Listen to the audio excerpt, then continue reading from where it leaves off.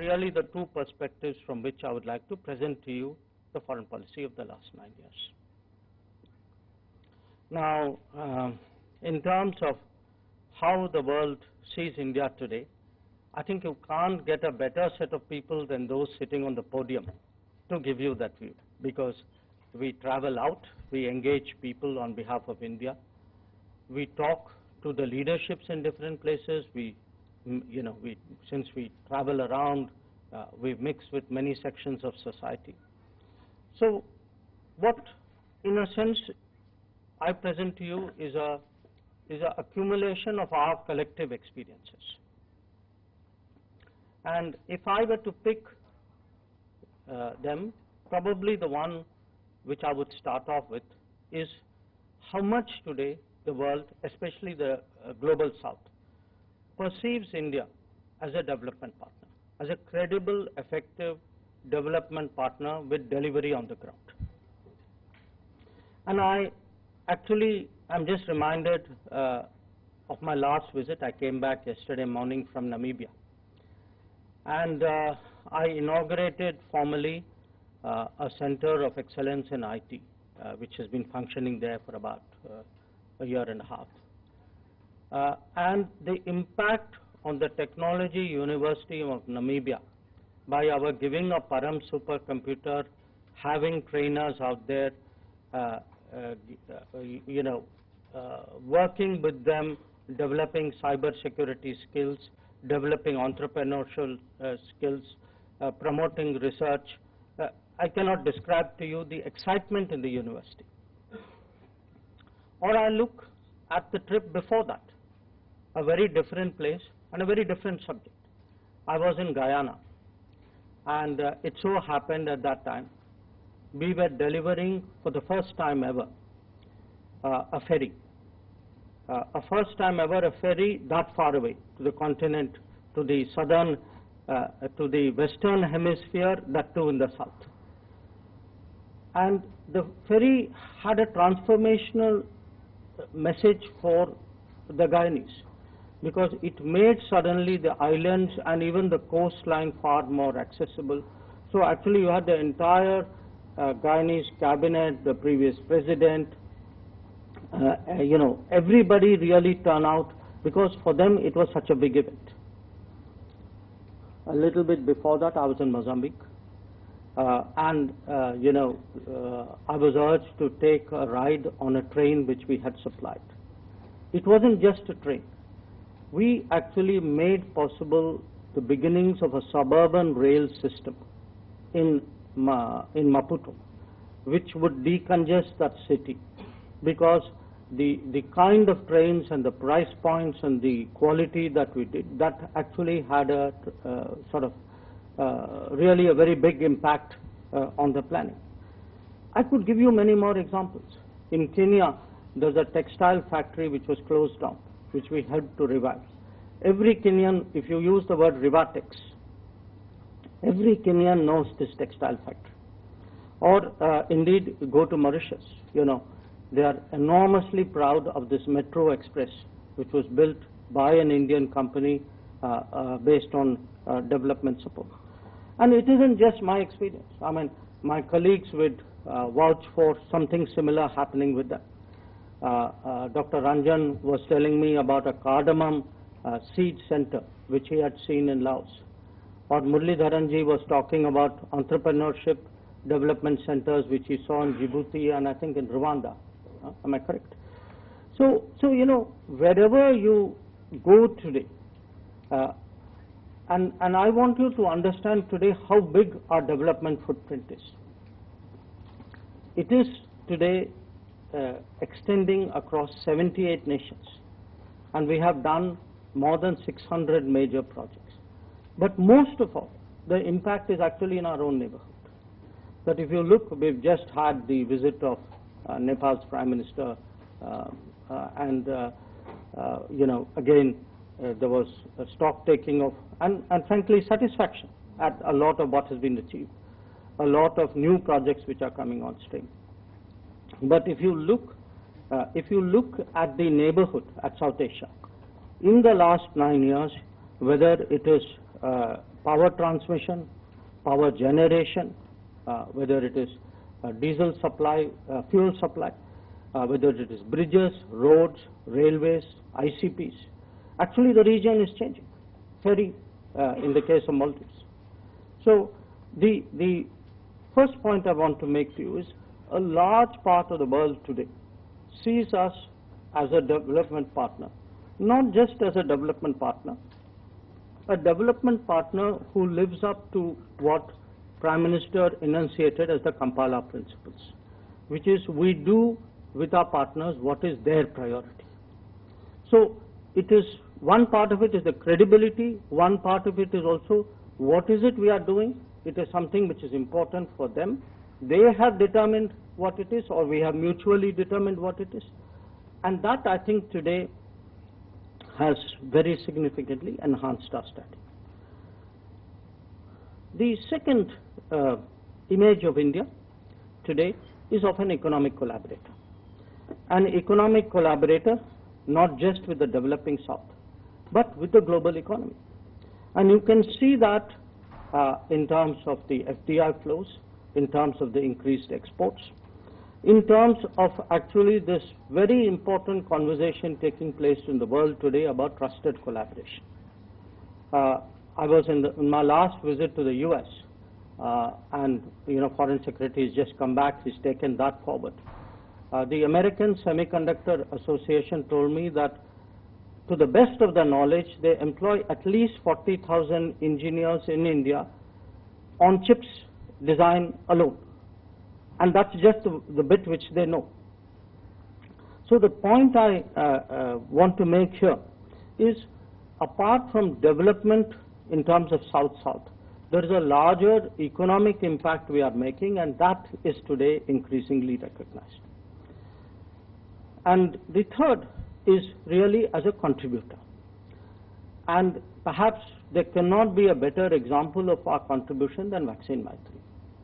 I mean, even today, when you go around the world, actually people get emotional talking about the arrival of vaccines. The other example I would cite to you is our growing capability and our growing record as a first responder. We initially did more of this in our immediate neighborhood, but I think slowly with the passage of time that has extended beyond, and you saw really how speedy and effective we were in responding to the Turkey earthquake. Now, apart from these, I could cite to you the examples of the International Solar Alliance or the Coalition for Disaster Resilient Infrastructure as examples where we have contributed. But we can also contribute in terms of economic stabilization. And you all saw what happened to Sri Lanka last year and this year. That at a time when much of the world sat on its hands, we actually stepped forward at a very, very crucial time to stabilize the Sri Lankan economy. And today, if it is on the mend, I think a large part of it is due to the fact that we responded in a timely manner. Now, beyond that, I've spoken about the development economic side, the contributions we make. We also bring value. And because we bring value, there is a lot of interest today in partnering with India or getting India to join an organization. So if you look at the last 9 years, you've had the Quad, you had the I2U2, you had the Shanghai, our membership of the Shanghai Cooperation Organization. You had bilaterally a lot of migration mobility agreements. You had the FIPIC platform. You had the Nordics format. You had our entry into export control regimes, because clearly our presence there has a additional value to their effectiveness. If I were to pick another facet, I would say we are also today narrative shapers. And perhaps the most effective example of that is the rush, I would say almost the pressure that we have each time Raisina dialogue is held. That today the people want to listen to India, they want to be seen with India, they do feel that working with us expands and sharpens their own influence as well. But it's not just a conference. It's also on important subjects. You can see it on climate change. You could see it when PM went to Glasgow or to Paris. You can see it in counter-terrorism. The fact that the no money for terror actually got so much more traction after it was held in India. You can see it in a concept, how rapidly Indo-Pacific and Quad have taken root in the global strategic lexicon. You can see it in something like LIFE, which Prime Minister and UN Secretary General initiated last October. Or you could see it just in culture. In fact, Meenakshi ji was, every time she goes to Central Asia, and she was talking to me about her experience to Uzbekistan, that the impact today we are making, because we are proud of our traditions, others also are feeling that and wanting to absorb that in different ways, and they celebrate it along with us. Now, that picture which I put to you obviously has to be underpinned by politics. And here I think the last few years, if anything, have only underlined India's credentials, India's standing, India's DNA, I would say almost, as an independent force. Now you're all aware of the debates in the last year about Ukraine and various ramifications. That's one example, I would say, of where we were clear from the very start about taking an independent stance, not just on the conflict itself, but on the various ramifications of that conflict. But I could share with you other examples. The Quad. Do remember, the Quad was first an idea which came about in 2007. And then in 2008, everybody buckled to pressure. 10 years later, when this time around we were doing Quad, it was not that there wasn't pressure. It was just that we didn't bend. So Quad too is an example of our independence, as indeed is the voice of Global South. We are the first G20 president who have actually made an effort to consult other people. And 125 countries responded because they believed we are an independent voice. So when I say, how does the world look at us? There can be no bigger endorsement of our standing than the manner in which 125 countries responded during the Voice of Global South. But it can also be on the ground. When we stand up on our northern borders vis-a-vis China, when we take a clear stand on Belt and Road, those two are examples of our independence. That we are not swayed by either coercion or by inducements or by false narratives. So